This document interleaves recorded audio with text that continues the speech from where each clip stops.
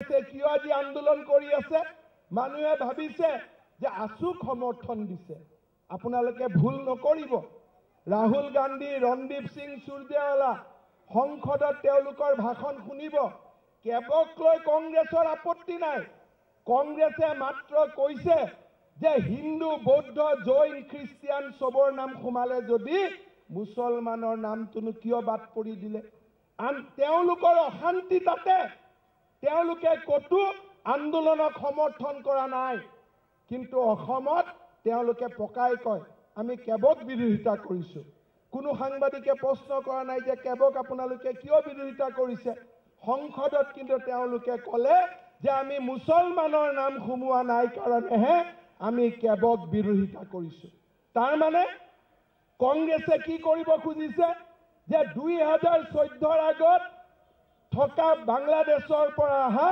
গোটেই মুছলমান সকলকো ভাৰতীয় কৰিব খুজিছে কিন্তু আমাৰ মানুহে কৈ আছে নাই তৰুণ গগৈ মোৰ খুৰা তৰুণ গগৈ মোৰ বৰদেউতা তেওঁ কিন্তু বৰ ভাল আৰু তৰুণ গগৈ কি কৈ আছে 2014 চনৰ আগৰ হিন্দু মুছলমান সকলো ভাৰতীয় হ'ব লাগে এয়া হৈছে তৰুণ গগৈৰ বক্তব্য বিজেপিয়ে কি কৈ আছে যে 2014 চনৰ আগত যিসকল হিন্দু আহিছিলে তেওঁলোক নাগৰিকত্ব পাব কিমানজনে পাব বহুতে কৈ আছে 1 কোটিয়ে পাব এই মঞ্চৰ পৰাই মই স্পষ্টভাৱে কৈছো যে যদি কেৱল নাগৰিকত্ব বিচৰা মানুহৰ সংখ্যা 5 লাখতকৈ এজনো যদি বাঢ়ে আমি ৰাজনীতিয়ে নকৰো আজিৰ কথাই আমি ইয়াতে কৈ থৈ গৈছো ইয়াত কোটিৰ কথা নাই 5 লাখ মানুহৰ নাম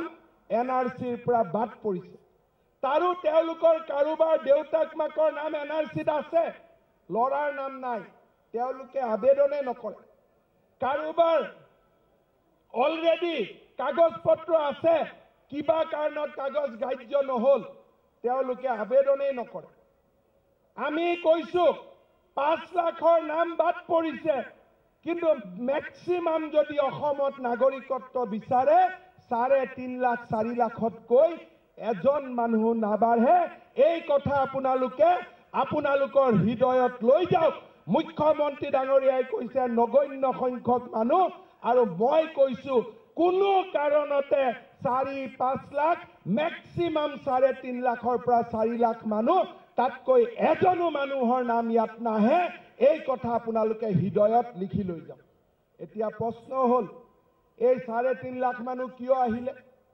এই 3.5 লাখ মানুহক কি আমি আনিছো নেকি বিজেপি আনিছে নেকি 2014 চনৰ ডিসেম্বৰ মাহ কাট অফ ইয়াৰ এই মানুহবোৰ কেতিয়াৰ কোনোবা 72ত আহিছে কোনোবা 73ত আহিছে কোনোবা 85ত আহিছে কোনোবা 92ত আহিছে কৈছে আমাৰ মাটিত আহি যাব আৰে কোৰ পৰা আহিব তেওঁলোকে তো ঘৰ বাৰী বিয়া চাকৰি বাকৰি কৰি আছে এজনটো মালু বুলি তেখেত বিধায়কো হৈ গল এই মানুহবোৰ কত নতুনকৈ নাহে এই মানুহবোৰ হল 2014 আৰু 1972 চনৰ ভিতৰত অহা মানুহ কাৰোবাৰ ইয়াত ককাও হল নাতিও হল লৰা ছোৱালীও হল আমি নতুন মানুহ আহিব খোজা নাই এতিয়া মোক কৈছে 2014 কিয় 2014 এই কাৰণে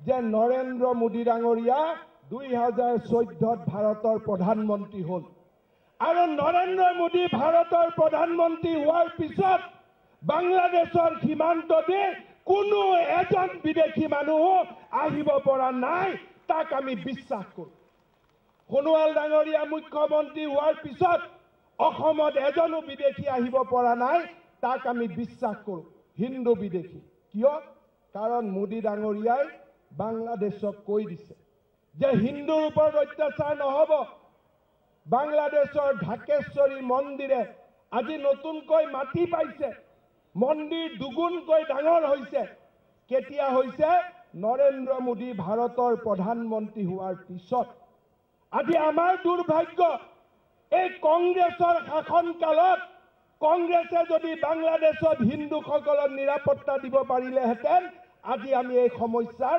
সন্মুখীন নহলোহেঁতেন। আজি এই মানুহ এজনো আমি অনা নাই।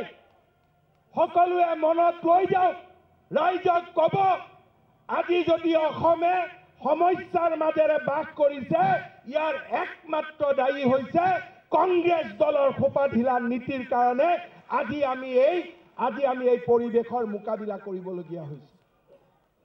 আজি 2014 পিছত এজনো লোক নাহে।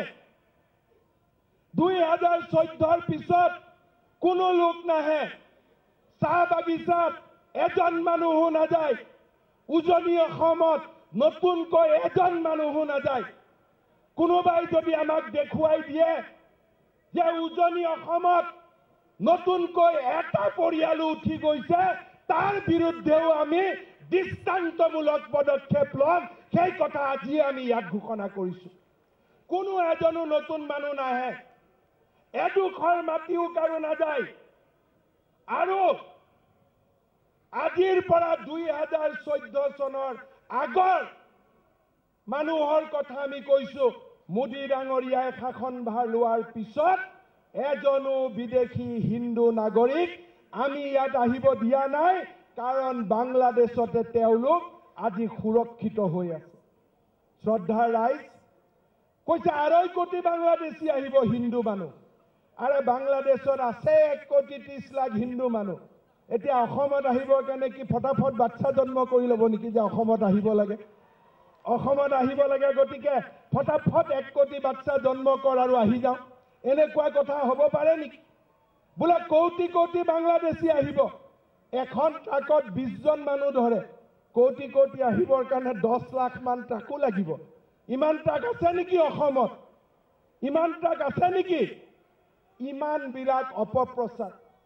শ্ৰদ্ধাৰ ৰাইজ, ভাৰতীয় জনতা পাৰ্টীয়ে অসম চুক্তিৰ 6 নম্বৰ দফাৰ ৰূপায়ণ, জনজাতীয় লোকসকলৰ নিৰাপত্তা, চাহ বাগিচাৰ জনসাধাৰণৰ অৰ্থনৈতিক বিকাশ আৰু জাতি ধৰ্ম বৰ্ণ সম্প্ৰদায়ৰ সমন্বয়ৰ মাজেৰে বটদ্ৰৱাৰ দৰে জাগাৰ পৰা, কাজিৰঙাৰ দৰে জাগাৰ পৰা অবৈধ বাংলাদেশীক উচ্ছেদ কৰি এই অসমখনক আজি খিলঞ্জীয়াৰ অভেদ্য দুৰ্গৰূপে প্ৰতিষ্ঠা কৰিছে। আৰু সেই কাম যদি কোনোবাই কৰিব পাৰিছে, ভাৰতীয় জনতা পাৰ্টীয়ে কৰিব পাৰিছে। শ্ৰদ্ধাৰ ৰাইজ, বুথৰ কাৰ্যকৰ্তাসকল, বিশ্বাস আছেনে নাই 100টা জিকিব পাৰিম বুলি? আছেনে নাই? যদি সকলোৰে বিশ্বাস আছে 100টা আমি জিকিব পাৰিম, আকৌ এবাৰ হাত তালিৰে আপোনালোকে আকাশ বতাহ মুখৰিত কৰক।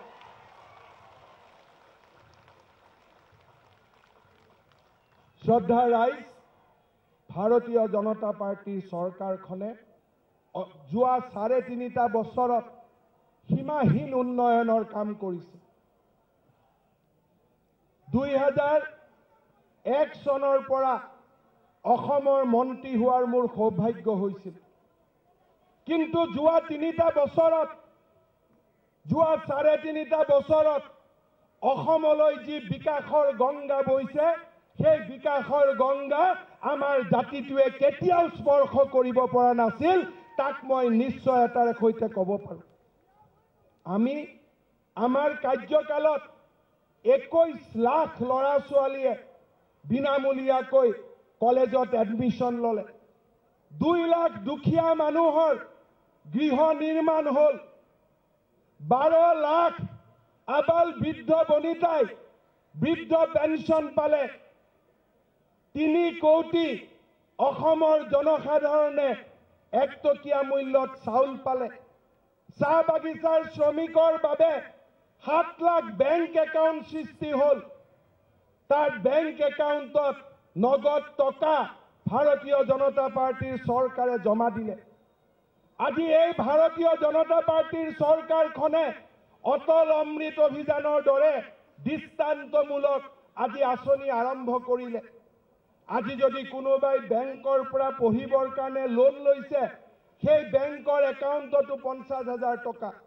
আৰু কোনোবাই যদি কৃষিৰ বাবে 1 লাখ লোন লৈছে, তাতো 25,000 টকা চৰকাৰৰ।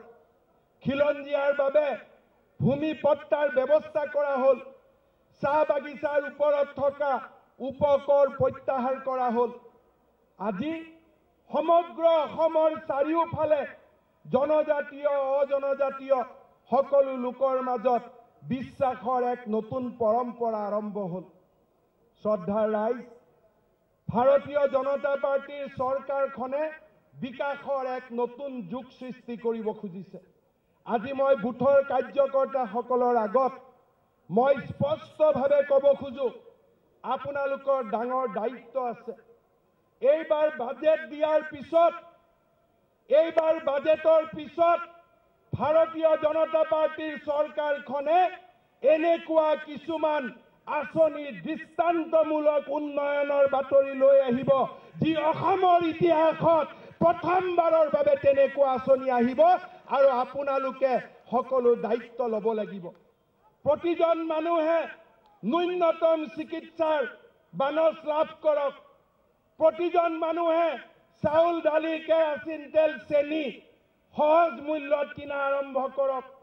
প্ৰতিজন মানুহৰ বিদ্যুতৰ খৰচ কমি আহক আৰু আমাৰ জনজীৱনলৈ অৰ্থনৈতিক উন্নয়নৰ এক নতুন দিগন্ত ৰচনা হওক। এই বাজেটে অসমৰ 40 লাখ পৰিয়ালক স্পৰ্শ কৰি এনে এক আঁচনি আৰম্ভ কৰিব, যি আঁচনিয়ে প্ৰমাণ কৰিব যে বিজেপিয়ে অসমলৈকে কেৱল বিকাশৰ গংগা অনা নাই, আৰু আমি বিকাশৰ গংগাক অসমৰ পৰা ওলাই যাব নিদিওঁ। বিকাশৰ গংগা সদায় অসমৰ মাটিত আবদ্ধ থাকিব। কেতিয়াবা আমি কল্পনা কৰিছিলোঁ 4,000 কেঁচুৱাৰ হাৰ্টৰ অপাৰেশ্যন এই বিজেপি চৰকাৰখনে কৰিছে। আজি এই বিজেপি চৰকাৰখনে ডিফুৰ দৰে জাগাটো গৈ মেডিকেল কলেজ আৰম্ভ কৰিছে। এইখন বিজেপিৰ চৰকাৰ যোনে 10,000 কিলোমিটাৰ ৰাস্তা কেৱল মাত্ৰ যোৱা 2 বছৰৰ ভিতৰতে নিৰ্মাণ কৰিছে।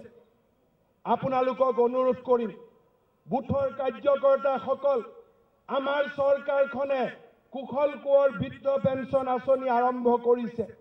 ইন্দিৰা মেৰী বিধৱা পেঞ্চনৰ আঁচনি আৰম্ভ কৰিছে। মই আপোনালোকক অনুৰোধ কৰিম, আপোনালোকৰ বুথৰ এজন বৃদ্ধ আৰু বিধৱা মহিলাই যাতে পেঞ্চন পায়, তাৰ দায়িত্ব আপোনালোকে ল'ব লাগিব আৰু আপোনালোকে সেই দিশত কাম কৰিব লাগিব। শ্ৰদ্ধাৰ ৰাইজ, আমি প্ৰত্যাহ্বান গ্ৰহণ কৰিছোঁ। যিসকলে কৈছে যে আমি ৰাজনৈতিক দল গঠন কৰিম, যিসকলে কৈছে যে বিজেপিক আমি পৰাস্ত কৰিম, এই 1 লাখ ভাৰতীয় জনতা পাৰ্টিৰ কাৰ্যকৰ্তাৰ সন্মুখত আমি সকলোৱে বিনম্ৰতাৰে শপত খাইছোঁ, দিনে নিশাই অসমৰ জনগণৰ বাবে আমি কাম কৰিম। জীৱনৰ সৰ্বোচ্চ অসমৰ জনগণৰ বিকাশৰ বাবে আমি কাম কৰিম, আৰু বিকাশ আৰু উন্নয়নৰ মাজেৰে আমি অসমখনক ভাৰতৰ 5খন শক্তিশালী ৰাজ্যৰ এখন হিচাপে আমি প্ৰতিষ্ঠা কৰিম। এয়া হৈছে আমাৰ সংকল্প। শ্ৰদ্ধাৰ ৰাইজ, যোৱা এমাহত যি ঘটনা ঘটি গ'ল, সেই ঘটনাই কেতিয়াবা মোক বাকৰুদ্ধ কৰি তোলে। মই ভবা নাছিলোঁ যে গুৱাহাটী মহানগৰীত এনেকুৱা এটা দিন আহিব যে বৰপেটা, ধুবুৰীৰ যিসকলক আমি NRCত কিয় নাম সোমাইছে বুলি আজিও প্ৰশ্ন কৰোঁ, তেওঁলোকে আহি গুৱাহাটীৰ ফুটপাথবিলাক আক্ৰমণ কৰিব। মই কেতিয়াও ভবা নাছিলোঁ যে যিসকলে আজমলক ভোট দিয়ে, তেওঁলোকে কেতিয়াবা অসমৰ হৃদপিণ্ড গুৱাহাটীলৈ আহি শংকৰদেৱ কলাক্ষেত্ৰত আক্ৰমণ কৰিব। মই ভাবিছিলোঁ সেই দিন আৰু কিছু দূৰত আছে। মই সভাই সমিতিয়ে কৈছিলোঁ যে 20 বছৰ পিছত আজমলৰ দৰে কোনোবা অসমৰ মুখ্যমন্ত্ৰী হ'ব। কিন্তু মই ভবা নাছিলোঁ যে হাতীগাঁৱৰ মাজত PFIৰ অফিচ বহিব, আৰু PFIৰ দৰে ইছলামিক মৌলবাদী সংগঠনে গুৱাহাটীৰ ৰাজপথত আক্ৰমণ কৰিব। মই ভবা নাছিলো যে নগাঁৱত প্ৰতিবাদ হ'ব আৰু অসম মিয়া পৰিষদে মানুহ প্ৰতিবাদৰ বাবে মাতি আনিব। মই ভবা নাছিলো যে যিসকলে মিয়া কবিতা লিখিছিল তেওঁলোকে তেজপুৰ ইউনিভাৰ্চিটিত কেৱল বিৰুদ্ধে বিপ্লৱ কৰিব। মই ভবা নাছিলো যে যিসকলে মৌলানা মাদানীৰ লগত বহি অসমৰ NRC বিফল কৰাৰ ষড়যন্ত্ৰ কৰিছিল তেওঁলোকে অসমৰ ভাগ্য নিয়ন্ত্ৰা হ'ব। মই যোৱা এমাহৰ ঘটনাই মোক বাকৰুদ্ধ কৰিছে। মই ভবা নাছিলো যে জাতিটোৰ এনেকুৱা দুৰ্যোগৰ দিন আহিব, বিপদৰ দিন আহিব। মই হৃদয়ৰ পৰা কৈছো, কিমান দিন আমি জীয়াই থাকিম আমি কোনেও নাজানো। 50 বছৰ হ'ল, ৰাজনীতিত কিমান দিন থাকিম তাৰো অৰ্থ মই নাজানো। কিন্তু এটা কথা ৰাইজ বিনম্ৰতাৰে কওঁ, অসমৰ আকাশখনত আজি আজমলৰ দৰে 3 বছৰ আগত এজন আজমল আছিল।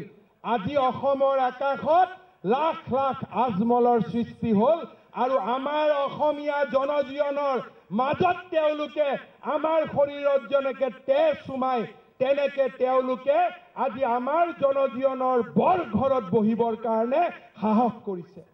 যিসকলে বটদ্ৰৱাত অধিকাৰ কৰিছিল, কাজিৰঙাৰ ভূমি দখল কৰিছিল, তেওঁলোক আজি অসমৰ অভিভাৱক হোৱাৰ পথত আগবাঢ়িছে। মই আপোনালোকক অনুৰোধ কৰিম, কোনোবাই কয় হিমন্ত বিশ্ব শৰ্মাক শাসন লাগে। কি শাসন লাগে? 20 বছৰ হৈ গ'ল মন্ত্ৰী হলো, বহুত দিন বহুত পালো, অসমৰ ৰাইজে বহুত দিলে। আকাংক্ষা আশাৰে মানুহ জীয়াই নাথাকে। কিন্তু এটা কথা আপোনালোকক কৈ যাম, বিজেপিৰ কৰ্মকৰ্তাসকলক, মোদী ডাঙৰীয়াৰ নেতৃত্বত দিনে নিশাই আমিয়ে কাম কৰিব লাগিব। আমিয়ে অসমখনক এই মিয়া কবিতা লিখা আজমলৰ দৰে এইসকল উগ্ৰ সাম্প্ৰদায়িক শক্তিৰ বিৰুদ্ধে বিজেপিৰ কৰ্মকৰ্তাসকলে যুঁজ দিব লাগিব। আমাৰ বাদে ইয়াত বিকল্প নাই। যিসকল সংগঠনক আমি আশা কৰিছিলো তেওঁলোকৰ দৰে সংগঠনে আজি NRCৰ বিৰুদ্ধে আন্দোলন কৰাৰ তেওঁলোকে সাহস কৰিব পৰা নাই। তেওঁলোকে ভাবিছে সোণোৱাল মৰমীয়াল মানুহ, সোণোৱালৰ দিনত আন্দোলন কৰিম। কিন্তু যাৰ বিৰুদ্ধে আন্দোলন কৰিব লাগিছিল তাৰ বিৰুদ্ধে আন্দোলন কৰাৰ সাহস তেওঁলোকে হেৰুৱাই পেলালে। মই বিনম্ৰতাৰে সৈতে কওঁ যে হিমন্ত বিশ্ব শৰ্মা, সৰ্বানন্দ সোণোৱাল, ৰঞ্জিত দাস আৰু বিজেপিৰ কৰ্মকৰ্তাসকলক ৰঙা চকু নেদেখুৱাব।